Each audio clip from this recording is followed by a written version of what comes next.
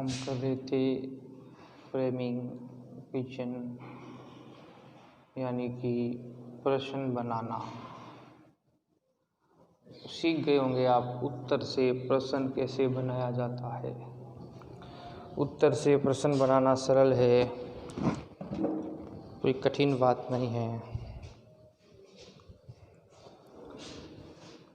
Answer अपने को दिया हो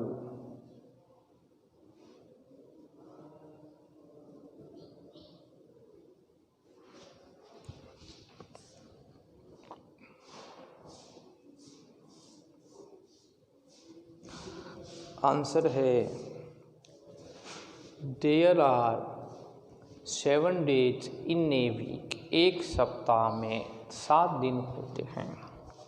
तो प्रश्न पूछने वाले ने क्या पूछा होगा, एक सप्ताह में कितने दिन होते हैं। कितने दिन होते हैं तो आंसर आ गया 7 दिन होते हैं। एक सप्ताह में कितने दिन होते हैं, तब आंसर आया 7 दिन होते हैं। ये आंसर हो गया 7 days। ठीक है। कितने संख्या पूछे तो हाउ मैनी का प्रयोग करते हैं, मात्रा पूछे तो हाउ मच का प्रयोग करते हैं। ये आपको याद रखना है, ठीक है ना। संख्या पूछे तो हाउ मैनी, मात्रा पूछे तो हाउ मच का प्रयोग किया जाता है। प्रश्न बनाना है तो हम कहेंगे हाउ मैनी से बनाएंगे।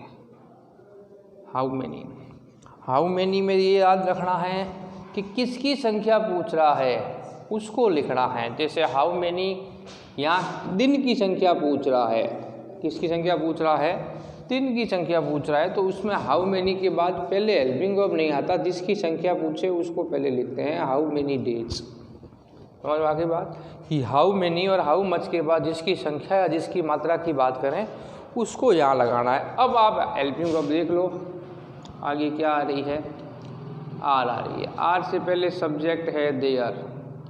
How many days are there. अब किस में, ए वीक यानी सप्ताह में, तो ये भी आएगा वापस in a week. How many days are there in a week. एक सप्ताह में कितने दिन होते हैं, तो उत्तर आ गया। ये आंसर छोड़ दिया हमने 7 days। इसको हमने नहीं लिखा, बाकी सारा क्रम से व्यवस्थित लिख दिया।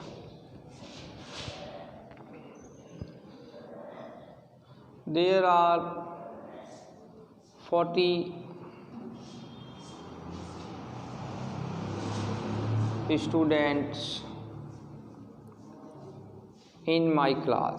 सेम चीज़ है, मेरी कक्षा में 40 विद्यार्थी है। तो प्रश्न पूछेगा कितने विद्यार्थी है तुम्हारी कक्षा में, यानी विद्यार्थियों की संख्या पूछ रहा है कि तुम्हारी कक्षा में कितने विद्यार्थी हैं। तो आंसर आ गया 40 स्टूडेंट। जब हम प्रश्न बनाएंगे तो संख्या पूछ रहा है कितने हैं, तो हाउ मेनी। ये इसलिए कराया है कि आपने यहाँ पर डेज लिखा तो फिर यहाँ पर क्या लिखोगे, यानी किसकी संख्या पूछ रहा है। तो 40 के साथ जो लगा हुआ है ना स्टूडेंट्स, वो संख्या स्टूडेंट की पूछ रहा है। और हाउ मेनी के बाद जिसकी संख्या पूछे उसको पहले लाते हैं, हाउ मेनी स्टूडेंट्स। आगे चले जाओ, आर हेल्पिंग वर्ब आ गया। हाउ मेनी में यही ध्यान रखना है, जिसकी संख्या पूछे उसको लिखना है। They are in my class.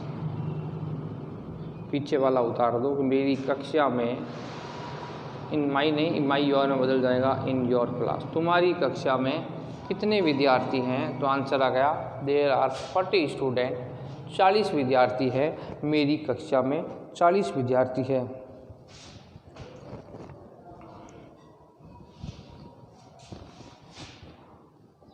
जैसे आई प्ले, मैं खेलता हूँ, फॉर 2 hours 2 घंटे। I play for 2 hours daily. रोज़ मैं 2 घंटे क्या करता हूँ, खेलता हूँ। ये मैं रोज़ 2 घंटे खेलता हूँ, ये बताना है। अब मान लो हाउ सही चले तो हाउ लॉन्ग आता है समय के लिए, कितने समय से, हाउ लॉन्ग। ठीक है ना। प्रश्न बनता है how long. I play for 2 hours, मैं 2 घंटे से खेलता हूँ। तो प्रश्न पूछ रहा है तुम कितने घंटे से रोज खेलते हो, कितने समय, तुम कितने समय तक रोज क्या करते हो, खेलते हो, ये ध्यान रखना है। कितने समय तक क्या करते हो, खेलते हो। तो बनाना है, ये कह रहा है हाउ लॉन्ग से। तो हाउ लॉन्ग आ गया। अब इसमें हेल्पिंग वर्ब ढूंढो, कहाँ है। हेल्पिंग वर्ब नहीं है, वर्ब है। कौन है, प्ले। हेल्पिंग वर्ब ना हो तो वर्ब देखते हैं फर्स्ट या सेकंड। फर्स्ट हो तो डू डज लगता है, सेकंड हो तो डिड लगता है। वही नियम है ध्यान रखने वाला। तो यहाँ प्ले फर्स्ट फॉर्म है और आई के साथ और यू के साथ डू का प्रयोग होता है। हाउ लॉन्ग डू यू, आई बदल गया यू में। अब आ गया प्ले और daily. How long do you play daily, तुम कितने समय तक रोज खेलते हो। तो इसका आंसर आ गया ये 2 आवर्स। ये आंसर हमने छोड़ दिया, बाकी हमने लिख दिया कि आई प्ले फॉर 2 आवर्स डेली, मैं 2 घंटे रोज खेलता हूँ। प्रश्न बन गया how long do you play. Do क्यों आया, क्योंकि वर्ब थी, हेल्पिंग वर्ब नहीं थी। तो फर्स्ट फॉर्म हो तो डू डज लगाते हैं, एक वचन और बहुवचन को देखते हुए, इसलिए हमने इसको प्रयोग किया है। आगे देखें, जैसे दिस पेन कोस्ट्स 5 रुपीज़। इस पेन की लागत 5 रुपये है। तो हम कहेंगे, जब क्या कहेंगे, कितनी लागत है।